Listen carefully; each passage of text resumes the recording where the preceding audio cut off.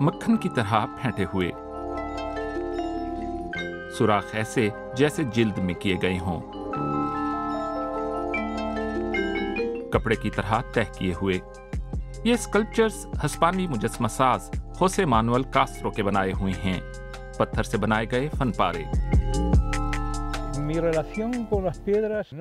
मेरा पत्थरों से ताल्लुक वाकई सिर्फ मादी ताल्लुक नहीं है, ये दरअसल एक जादुई रिश्ता है। मैं पत्थरों को अपने ही एक खास अंदाज में महसूस कर सकता हूँ, ऐसे जैसे वो मेरी बातें सुन सकते हों और हमारा बाहमी रिश्ता दोस्ती का हो।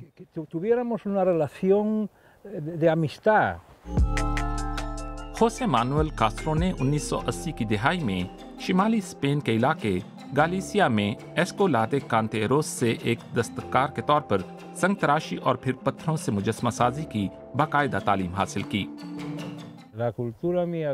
एक मादे के तौर पर पत्थरों से खास तरह का ताल्लुक मेरे अंदर गालिसिया की सकाफत का लाजमी हिस्सा है। कदीम यादगारों से लेकर बड़े बड़े कलीसाओं तक से जुड़ा हुआ है।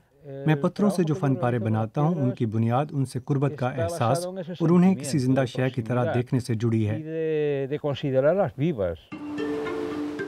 गालिसिया का लैंडस्केप, मौसमी हालात और साहिल इस फनकार को तख्लीकी तहरीक देते हैं।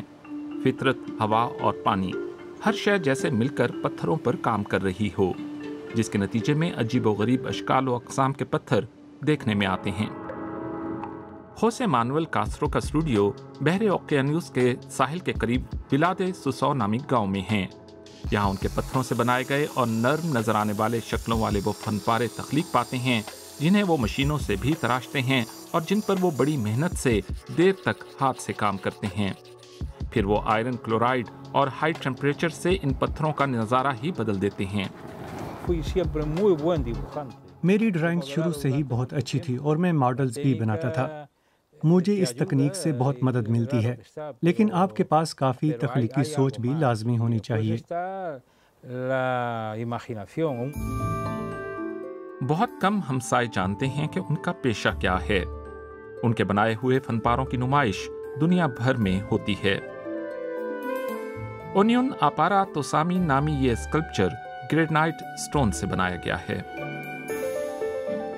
कई दूसरे स्कल्पचर्स में लकड़ी और पत्थर दोनों इस्तेमाल किए गए हैं। एंकाखे नामी ऐसे स्कल्पचर्स आर्ट्स की मदद से बनाए गए हैं।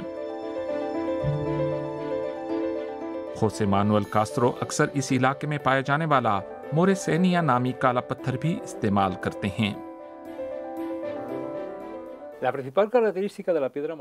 इस इलाके के मोरेसेनिया नामी पत्थर की सबसे बड़ी खासियत और अहम तरीन बात यह है कि इसे गैर मामूली हद तक चमकाया जा सकता है। इसकी वजह यह है कि ये बहुत ही सख्त होता है। इस पत्थर की यही सख्ती इस बात की जमानत देती है कि इसे पॉलिश करते हुए इसकी बालाई सतह से बहुत छोटे छोटे कोई भी ज़र्रात जड़ते नहीं हैं।